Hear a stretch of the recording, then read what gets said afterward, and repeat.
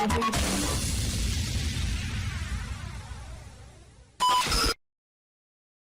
here with Johnny Gargano as we get set for the Cruiserweight Classic. He'll be facing his tag team partner, Tomasso Ciampa, in the first round. So how's everything going for you, man? Fantastic, man. I'm living the dream. It's a dream come true to be here. I've been an independent wrestler for longer than I can remember at this point. So it's always the goal to be here. And for this to actually be happening, I still can't wrap my mind around it. It's an insane time in this business, and it's very exciting. Well, let's first talk about how you got into NXT. Were you surprised that you got the call, or how did that process go? Because obviously, like you said, you've been wrestling, in the independents and a lot of different places, for a while now, and then now you got the opportunity to also work in NXT. Yeah, I actually had a tryout down here at the Performance Center last June. So it's coming up, I think it's past a year now at this point. And a guy by the name of Tomasso Ciampa was also in my tryout. And we got paired together. We roomed together. We shared a car together. And we were friends really before this process. We were buddies. We've wrestled numerous times on the indies. But we weren't really good friends. But when you're paired up together and you're traveling together and you're doing all this stuff together and you're experiencing this all together with another guy, you kind of become close. You become way better than good friends. So we did that tryout process, and then a few months later, I believe it was September actually. No, August. It was August actually. It was the day before my birthday, August 13th. We were brought in and we competed in the Dusty Rhodes Classic, and it was exciting. We didn't. It's been a wild ride for me and Tomasso for the past year. Absolutely wild ride. Everyone knows. I think people are kind of catching on to our story a little bit, and it's a very interesting one. It's a very unique one, and I've already said this, and I feel like I'm going to say this a lot this interview, but it's so crazy this is happening. Yeah. I don't know. I think I'm going to look back on my career, and I'm going to look back at this particular time period. I'm going to be like, wow, like that was really wild that actually happened. Yeah, and you guys had already known each other, like you had said, but it's different when you get thrown together as a tag team. And I think that's the interesting thing when it comes to the two of you, too, is that you knew of each other, but you had never worked as a tag team together. And you came in, and the chemistry was instantly there. So were you surprised by that, or how do you think it came together so quickly? We've always had chemistry as opponents. We've always had like minds, and it's interesting because we're such different people. Like Tomasso likes to go and he likes to take care of his lawn, and he likes to go to bed at 8 p.m., which is a real thing. He goes to bed at 8 p.m. I don't know who goes to bed at 8 p.m. He goes to bed at 8 p.m. I stay up till 2 a.m. and I like to go to the mall and look for Funko Pops, and I like to do that. And I don't have a lawn. I don't want to take care of no lawn.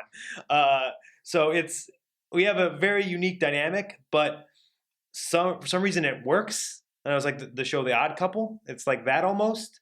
But he has a very unique style. I have a very unique style. We have very unique personalities. But somehow when you mix those two together, it creates like a perfect blend of yin and yang and right and wrong and good and bad, I guess. We found success in NXT, and the crowd has really taken a liking to us. As soon as we came out, the crowd at Full Sail was electric, and the NXT audience has been nothing but accepting of us. And it's very cool to see, because when you're doing indies, you never know how you're going to be received when you go up to do the WWE audience and WWE universe. You never know how you're going to be perceived, and they've taken a liking to us, and it's something we're very honored for. Yeah, I was going to say, the first time that you're at an NXT show and the crowd starts chanting Johnny Wrestling. So what's that like for you to say, hey, they know me, and they actually know, other things all about me as well? I'm always the guy, no matter where I go. Like I said, I've been doing this for a very long time, and it doesn't matter how successful I get or what I've done. Every single time I step foot in front of an audience, I'll go to Full Sail tonight, and I'll be like, I hope they remember who I am. That's just how I am. I think they know who you are by now, man. That's just who I am as a person. I've always been that way. I don't take anything for granted. I don't take people liking me for granted. I feel like I'm just a dude who gets to live his dream. I've always wanted to be a professional wrestler ever since I was 8 years old. So to get to actually live this out and do this, I'm extraordinarily lucky. And I don't take anything for granted. So I'm always of the mindset of I got to go out there and remind these people or show them why they should chant Johnny Wrestling. So what's this transition been like for you? Because obviously you still do independent shows and you still do singles wrestlers, but you were a singles wrestler up until this opportunity came at NXT where you're tagging with Ciampa. So what's that been like to transition to a tag team wrestler? Like I've done a few tag matches here and there. I had tag team partners on the indies, but it was never on this grand of a scale. Yeah. Like I've been in numerous tag team matches. I've done probably every single match type you can possibly imagine, and I've had various tag team partners. But in this scenario where it's almost like I'm strictly a tag team wrestler, I've never done that before. It's always been, oh, you do a tag match here and there, but you're also a singles wrestler. In this scenario, being strictly a tag team competitor, it's very interesting. It's very different than being a singles wrestler. I'm not going to say it's a little harder because you kind of got to rely on someone else. But also, my wind is that of a singles wrestler, so I can last a little bit longer on my own. As is Tomasso Ciampa. I don't know if that is what has helped us out enough. Is we're both singles guys that are put together as a tag team. We have that singles mentality and singles spirit.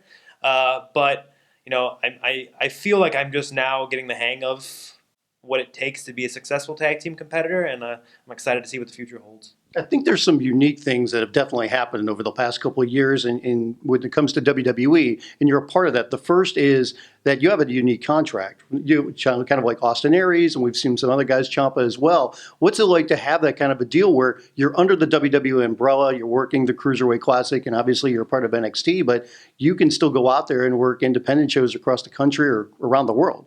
It's amazing. I love it for the fact that I still love the independent atmosphere. That's very much so a part of who I am. When I was younger, I went to WWE shows, but I also went to independent wrestling shows, and that's what made me really fall in love with professional wrestling. It made me really fall in love with this business, is those small little intimate atmospheres and those small little intimate appearances where I can make a connection with someone. Like, I love working for NXT.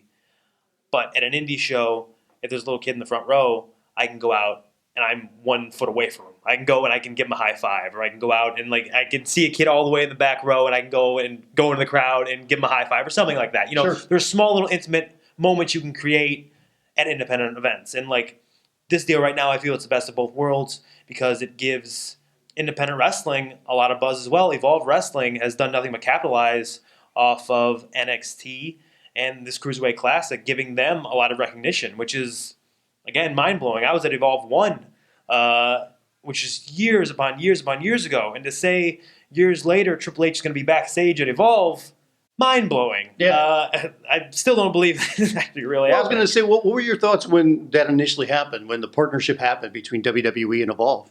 I'd say it made a lot of sense with everything Gabe Sapolsky has done, who is the guy who runs Evolve. With everything he has done, with the amount of guys that he has picked that have gone on to do great things, like the list goes. If you watch Monday Night Raw, a good majority of those people worked for Gabe Sapolsky at one point or the other, Right. which is, it's amazing. And he really understands people. He has such a great mind and a great eye for talent. So that partnership really made a lot of sense. And honestly, from someone who has deep-rooted, I love Evolve because that's where I started. I was there since the beginning. To see them get this notoriety and to see them get this exposure that I feel they've deserved for a very, very long time, it's long overdue. And I think everyone there deserves it. There was a very interesting situation that happened in Evolve earlier this year with you. And where some people thought, and I don't know if you find it this way as well, but so you are an NXT contracted wrestler. You're working for Evolve, and you were a tag champion with a champion from another company. How does that happen? I don't know. But I think that is the perfect example of 2016 in professional wrestling. I think if you looked at a picture of me and Drew Galloway together, they'd be like, 2016, that's how it was. It's a beautiful thing now because I think it gets back to this time of you never know who's going to work with who. It can actually happen. It's not just necessarily a dream scenario. And I think it just brings so many different styles and so many different performers. We see this deep-based performers around the world now, and you never know when they can come together or where. And it comes back to it's what works best for everyone, honestly, because there's so many new eyes now on Evolve. people can come and they watch me on NXT on the WWE Network. They watch it. They're like, oh, Johnny Gargano. Oh, what's he doing? Oh, wait, he's appearing at a local indie show, Evolve. What's this? I don't know what Evolve is. Let me check this out. They're going to look into Evolve and see other guys. They're going to see guys like Zack Sabre Jr. They're going to see guys like Timothy Thatcher. They're going to see tons of guys that don't get the type of notoriety and exposure I get being on NXT. They're going to see those guys. They'll be like, oh, wow, they're awesome now. I want to check more of those guys out. And I think that is really the best case scenario in this partnership is people can come to see Johnny Gargano. People can come to see NXT superstar Johnny Gargano at an Evolve show, and they can leave saying, oh, man, Evolve Wrestling was awesome. Yeah, and to have the crossover with the other groups. You mentioned Drew Galloway, but you had a match with EC3 as well. I mean, you got to beat him up. That was pretty nice. Yeah. It's a wild time. It's a wild time. Yeah, it's so interesting, and it's so, man, like it's so almost overwhelming that this is all happening, and we're in the heart of it. Like, this is the heart of professional wrestling right now. Yep. This is the heart of the wrestling business is right here. And it's kind of stemming out everywhere else. And it's really cool to be a part of. So what was your reaction when you found out about the Cruiserweight Classic and the format and that you were going to be a part of it? When I saw the list of guys that were invited to the Cruiserweight Classic, man, it's an all-star cast of guys. Sure. All-star cast of guys. And you gotta understand that I've known a lot of these guys for 10 years. A lot of these guys are just like me. Smaller guys who never thought they'd get a chance here. Just based on everything you've heard, based on, the stigma of, I've been told my whole life, like, you're too small, you're never going to be a professional wrestler. You're never going to be a professional wrestler. You're never going to be in WWE. Sure. And a lot of these guys are just like me. They've been told the same things throughout their entire life. And to be given an opportunity, and to be given not only an opportunity to do what they do, and they do it very well, but do what they do and be who they are, be themselves. If I would have told you even, we'll say a year ago, that, hey, on the WWE Network, they're going to have a thing called the Cruiserweight Classic, and they're going to invite 32 guys from around the world, unsigned talent, that are some of the best indie talent in the world. They're going to bring them there. They're going to put a spotlight on them. It's going to be on WWE Network. It's going to be awesome. You would have been like, you're crazy. That's never going to happen. Yeah. And now it's actually happening. And it's, I watched the bracketology show, and so cool. It's great stuff, isn't So it? The cool. way it's presented, and to have Daniel Bryan part of it with Morrow. Cool. When I heard that Daniel Bryan was doing commentary, I was like, this is the best thing they could ever do with all this thing. It's such a cool, like, all the production value and everything they put into it and how it's just shot, and just, it's such an exciting show, and it's going to be so cool, and I'm really excited for a lot of people to see it. I'm really excited for them to get their eyes on it, because it's really I think it's going to change wrestling. It's going to change the wrestling business. So were you excited or disappointed when the brackets came out and it was Ciampa as your first opponent? A little surprised. You go into it and you don't really think that's a possibility. Then you find out it is, and you find out it's happening in the first round. You got to hold this off to the second or third round, right? That's what a lot of people thought. We thought maybe we'd be on the opposite end of the bracket, ends up in the finals, but no, getting it right out of the gate, first round. I know Tomasso. I know him very, very well, and I know that he brings his A game. I bring my A game as well, and I think we're going to give something that people are going to be talking about for a very, very long time. And when it comes to the tag team scene, obviously you're getting more and more opportunities with Ciampa. When it comes to that, what's that like now? Because we're seeing, the tag team scene in NXT. I mean, that's something that's a big focus for the company. Yeah, I mean, it's tag team revolution almost. You look at what the Revival and American Alpha have done. They've had amazing contests, amazing matches. We had a match with American Alpha not too long ago that a lot of people were very, very excited for, and they've been talking about it, and I still get comments to this day about that match. Recently, we've been on a little bit of a roll, and the tag team competition in NXT is one of a kind, and I'm excited to see what the future holds for me and Tomasso, seeing as we already do have a victory over the current NXT tag team champions. So you never know what can happen. I know that you said you enjoy, being able to work everywhere and working all these different independents. But now that you've been under, working with WWE for close to a year, between NXT and now this Cruiserweight Classic, does it make you want to be here even more on a regular basis? When you get into wrestling, when you're a little kid, when I was 8 years old, I'd be lying if I didn't tell you that every little kid's dream is to main event WrestleMania. You get into wrestling, you get into this business because you want a main event WrestleMania. Being here, especially in this environment with how amazing everyone is, it does make me want to be here as much as possible. When I signed my Evolve contract a long time ago, my first Evolve contract, Gabe Sapolsky told me very useful information. He said this to all these guys, he said it to Daniel Bryan years ago. This was exactly what he told him. He said, being on the indies is kind of like being a doctor. You don't just start operating on people and be successful at it. You got to go and you got to learn. You got to hone your craft. You got to develop who you are. You got to go to school. That's what the indies are. This way, when you're done, when you feel you've accomplished everything you can, you've learned everything you can, that's when you move on. And then when you're ready to move on, you're successful. It worked out well for Daniel Bryan. He was ready to go, and he was a star immediately. I mean, star pretty much immediately. Yeah. Well, I think it's pretty amazing, kind of the barriers that he tore down, because we've seen some guys that are a little bit smaller have success in WWE, but maybe not somebody to the success and the quick rise of Daniel Bryan, where so many people were trepidatious going, how's this guy really going to do that? How are they going to use him? And we see what happened with this career. It was amazing. I'd go out on a limb and I'd say there would be no Cruiserweight Classic if there was no Daniel Bryan. Daniel Bryan knocked down all the barriers for us and showed the world that you don't have to be 6'5", you don't have to be 300 pounds to be a superstar. Daniel Bryan, to say, from 32 Cruiserweight Classic guys, thank you, because you've given us all of this. A couple last things. Tell me about your experience as a kid meeting Macho Man. So Macho Man was at a local convention, and I was very excited to meet the Macho Man. And he was hanging out. It was him, and it was like a girl who was like his handler. And I'm like, oh, I'm getting up in line. Here we go. And like I always like thought like, whenever I met wrestlers, whenever I went to conventions and things like that, to stand in line to meet wrestlers, I was like, what am I going to ask them? What am I going to do? And like, whenever you get up to the line, that goes out the window because you freak immediately. Yeah. So like, whenever someone comes up to me and they're like, whoa, I'm like, I understand it. I get it. I've been there. So hey, don't worry about it. It's cool. And so I go up and I'm next in line, and I go up to him and I shake his hand and I don't say anything. I'm just like, hello. Because I'm like probably like 8 years old at this point.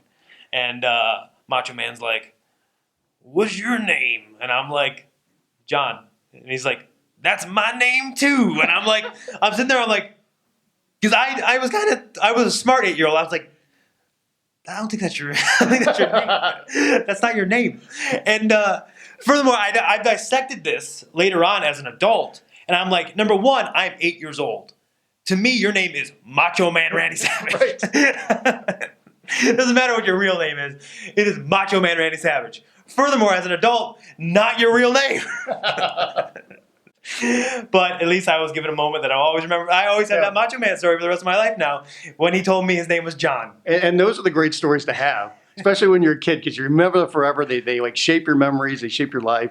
They're fantastic. So last thing, being from Cleveland. Yes. How happy are you right now that the sports drought is finally over with the Cavaliers winning? Oh, so I was in Cleveland when we won. And that was really big for me. I was like, I need to be in Cleveland for Game 7. I need to be in the city, in the atmosphere, because I want to feel it, in case this happens.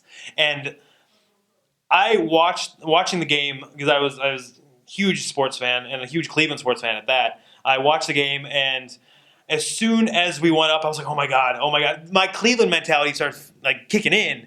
And when LeBron drove and tried to dunk and got knocked down and fell and was grabbing his wrist, I was like, here it comes. Here it comes. Here's what's going to happen. LeBron hurt his wrist. They're going to call it the fall. He's going to miss 2 free throws. Seth Curry's going to run down the lane, tied up with a 3. And then we're going to go to overtime and we're going to lose. That's what's going to happen. But luckily, LeBron hit a free throw, and we end up winning. And LeBron had that huge block before. Yeah, that people were talking about Kyrie Irving's shot was amazing. It was amazing. But that block saved the game. It saved the game so much. And when we won, it was almost a state of wait a minute, are they gonna something's gonna happen where they're like, that doesn't count, or we're gonna go back, or anything like that. But the electricity in the city. As soon as we won, I was like, I need to like go around and see things. And driving around just my neighborhood, you'd think it was like the movie The Purge. Like all rules went out the window in Cleveland, Ohio. All rules are out the window. People are in the middle of the street, run around. Traffic laws don't matter anymore. People driving. My fiance was sitting next to me. She's like, this is the most alert you ever have to be right now. I'm like, oh my God, I know. Like, I didn't expect this. Like, people running in the street, people hanging out of cars, drivers hanging out of cars where they're driving. Insane. I was like, I got to go to Dick's Sporting Goods to get, like, the gear. I got to go and get the gear. And my fiance, she's like, this is such a bad idea. Because she's from California, so she doesn't understand it. But she was around, she was with me the whole time, so I give her props. Went to Dick's Sporting Goods. Stood in line for 3 hours at Dick's Sporting Goods. We were out till 3 in the morning that night just to get a freaking T-shirt and a hat and a little banner. But yeah, It was worth it, though, it was right? worth it. It was worth it. I was like, I want to have a memory of this night, and my memory is going to be standing in line at Dick's Sporting Goods and almost, crashing my car when people are going crazy in the middle of my neighborhood. But yeah, it was an amazing time, and yeah, it still doesn't seem real to me that it actually happened. It's like all the good stuff is happening to me at once right now, and like something horrible is going to happen. Like, I'm going to go out this door, and they're going to be like, yeah, we're not using you anymore. Don't say that, man. So it's good times for Johnny Gargano. Hey, thanks for the time, man. I appreciate it, and keep up the great work, and wish you nothing but success going forward in the Cruiserweight Classic and in your entire career. Thank you, man. Thanks, Appreciate man. it very much.